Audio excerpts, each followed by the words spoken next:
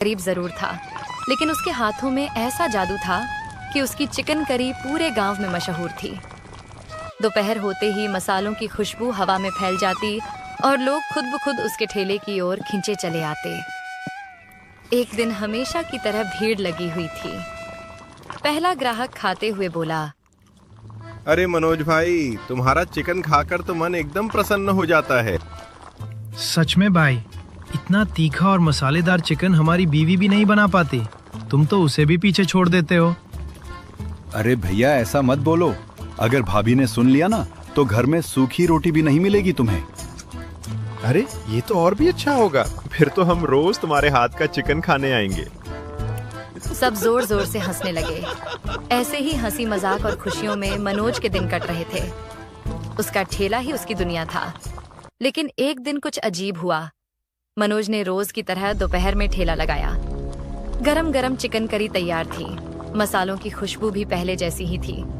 लेकिन शाम होने लगी और एक भी ग्राहक नहीं आया। मनोज मन ही मन बुदबुदाया, अरे ऐसा तो पहले कभी नहीं हुआ। आज सारे गांव वाले कहाँ चले गए? तभी उसका पुराना ग्राहक रमेश वहां से गुजरता दिखा। मनोज तुरंत उसके पास गया। अरे भाई रमेश, तुम्हारा तो दिन अधूरा जाता था मेरे चिकन के बिना। आज क्या हो गया? कहाँ गायब थे? भाई मनोज, नाराज मत होना, लेकिन गांव में एक नया चिकन करी का ठेला शुरू हुआ है। तो वो चिकन के साथ तंदूरी रोटी देता है और उसकी तंदूरी रोटी चिकन के साथ इतनी बढ़िया लगती है कि पूछो ही मत। सारे गांव वाले वहीं जमा हैं। यह सुनते ही मनोज का चेहरा उतर गया। उसने चुपचाप अपना ठेला समेटा और घर।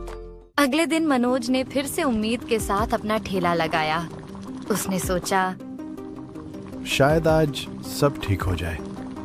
लेकिन दोपहर से शाम हो गई और फिर भी एक भी ग्राहक नहीं आया। हताश होकर वह बुदबुदाया, लगता है अब ठेला बंद करके कोई और काम करने का वक्त आ चुका है।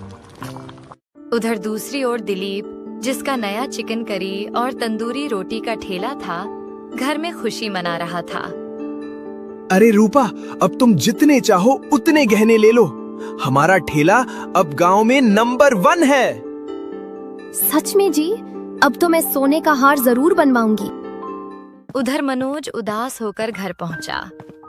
उसकी पत्नी पूजा ने उसका चेहरा देखा और समझ गई कि बात गंभीर है। मनोज जी, हिम्मत मत हारिए। ये मेरे सारे गहने बेच दीजिए और आप भी तंदूरी रोटी बनाना शुरू कर दीजिए। शायद हमारा ठेला फिर से चल पड़े। नहीं पूजा, ये तुम्हारे मायके की निशानी है। मेरे लिए गहनों से ज्यादा आपका सपना जरूरी है। आखिरकार मनोज ने गहने बेच दिए और पैसों से तंदूरी रोटी का सामान और एक मिट्टी का तंदूर खरीद लाया। फिर वह गांव के पुराने ढाबे वाले काका के पास पहुंचा। काका, मैं अपने ठेले पर तंदूरी रोटी बनाना चाहता हूँ। क्या आप मुझे सिखाएंगे? ठीक है बेटा। तंदूरी रोटी और चिकन करी, यह देखकर उसके पुराने ग्राहक दौड़े चले आए। अरे मनोज भाई, तुम भी तंदूरी रोटी बनाने लगे? हाँ भैया, आज से चिकन करी के साथ गर्मा गर्म तंदूरी रोटी भी मिलेगी। तो जल्दी लगाओ प्लेट, बहुत भूख लगी है। मनोज ने गरम तंदूरी रोटी और चिकन परोसा। लोगों ने खाते ही कहा, वाह, मजा आ गया। धीरे धीरे फिर से उसके ठेले पर भीड़ लगने लगी। मनोज के चेहरे पर खुशी लौट आई, लेकिन उसे नहीं पता था कि वही तंदूरी रोटी जल्द ही उसे एक बहुत बड़ी मुसीबत में डालने वाली थी। 2 दिन तक सब कुछ ठीक चलता रहा, लेकिन तीसरे दिन सुबह मनोज ठेला खुलने जा रहा था तो उसने देखा कि दिलीप के ठेले पर भारी भीड़ जमा है। 2 शहर के आदमी कुछ जांच पड़ताल कर रहे थे। मनोज उत्सुकता से पास गया। एक आदमी, जो फूड इंस्पेक्टर था, सख्त आवाज में बोला, दिलीप, तुमने अपनी तंदूरी रोटी में मिलावट की है। इसी वजह से गांव के कई लोग बीमार पड़े हैं। नहीं साहब, मैं तो अच्छी सामग्री से रोटियां बनाता हूँ। झूठ मत बोलो, हमने तुम्हारी रोटी की जांच की है, उसमें साफ मिलावट पाई गई है। अरे भाई, मुझे कहीं छुपा ले, मैं बहुत बड़ी मुसीबत में फंस चुका हूँ। अब क्या हो गया? ठेला तो अच्छे से चल रहा था ना? मनोज ने घबराते हुए सारी बात बता दी। काका की मिलावट वाली सलाह, तंदूरी रोटी और आज की कार्रवाई। पंकज ने गहरी सांस ली। अच्छा हुआ तुमने आज ठेला जल्दी शुरू नहीं किया, वरना तुम भी पकड़े जाते। अब मैं तंदूरी रोटी नहीं बना सकता, मुझे फिर से पुराना चिकन और चावल ही बनाना पड़ेगा। तो इसमें बुरा क्या है? गांव में दूसरा ऐसा ठेला भी नहीं है। तुम्हारा चिकन और चावल पहले भी खूब चलते थे।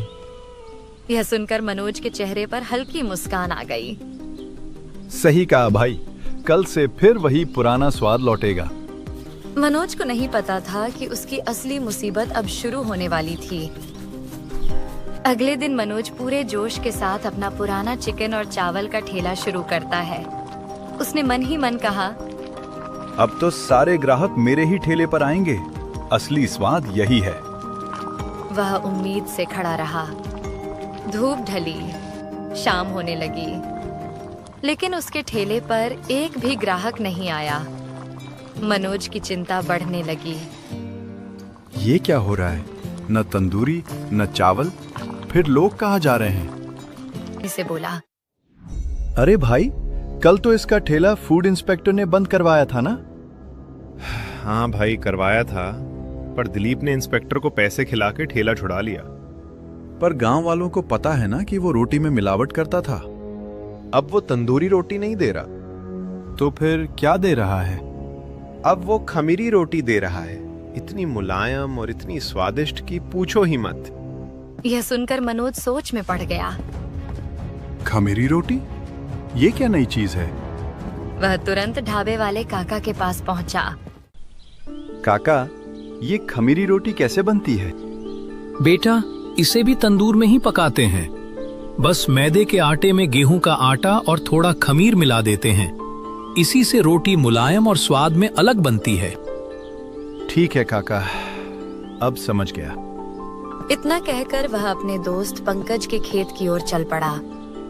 मनोज अपने दोस्त पंकज के खेत में पहुंचा और थकी हुई आवाज में बोला, भाई, मुझे लगता है अब मुझे भी तेरे साथ खेत में काम करना पड़ेगा। ठेले से तो अब उम्मीद ही खत्म हो गई है। अरे अब क्या हो गया? मनोज ने खमीरी रोटी वाली पूरी कहानी सुना दी। तू यहीं रुक, मैं अभी दिलीप के ठेले से एक प्लेट खमीरी रोटी और चिकन लेकर आता हूँ। पहले चखते हैं, फिर सोचेंगे क्या नया किया जा सकता है। पंकज दीपक के ठेले पर जाकर एक खमीरी रोटी और चिकन पैक करके ले आता है। चल, उस पेड़ के नीचे बैठकर खमरी रोटी का मजा लेते हैं। दोनों पेड़ के नीचे बैठ गए। जैसे ही पत्तल खोली, खुशबू चारों तरफ फैल गई। पंकज बोला, वाह भाई, खुशबू तो कमाल की है। दोनों ने पहला निवाला लिया। पंकज का दिल किसके साथ खाए? पंकज ने पास रखी लहसुन की टोकरी से एक लहसुन उठाया। चल, इसे लहसुन के साथ खाकर देखते हैं। जैसे ही उसने लहसुन के साथ रोटी का निवाला लिया, उसकी आंखें चमक उठी। अरे भाई मनोज, लगता है तेरे तरक्की का रास्ता मिल गया। कैसे? लहसुन को खमीरी रोटी के साथ खाकर देखो पहले। मनोज ने वैसा ही किया। एक टुकड़ा रोटी और थोड़ा लहसुन। जैसे ही उसने खाया, वह चौंक गया। अरे वाह, लहसुन से तो अलग ही स्वाद आ गया। बस, अब तू खमीरी रोटी पर लहसुन लगाकर तंदूर में पकाया कर, स्वाद दोगुना हो जाएगा। और मैं चिकन करी में थोड़ा बटर भी डाल दूंगा, तब तो स्वाद और भी बढ़ जाएगा। तो फिर तैयार हो गई नई डिश, गार्लिक खमीरी रोटी और बटर चिकन। अब होगा हमारा असली कमबैक। पूरा गांव देखेगा असली स्वाद क्या होता है। अगले दिन सुबह सुबह मनोज और संजय पूरे जोश के साथ काम पर लग गए। संजय अपने खेत से ताजा लहसुन की टोकरी भरकर लाया, जबकि मनोज घर पर खुशबूदार बटर चिकन तैयार करने में जुट गया। भाई, आज ऐसा स्वाद बनाते हैं कि पूरा गांव याद रखे। हाँ, आज या तो जीतेंगे या फिर हमेशा के लिए हार मान लेंगे। दोनों ने मिलकर गार्लिक खमीरी रोटी और बटर चिकन तैयार किया और ठेला उसी पुरानी जगह पर लगा दिया। उस पर बड़े बोर्ड पर लिखा था 40 रुपए की गार्लिक खमीरी रोटी और बटर चिकन।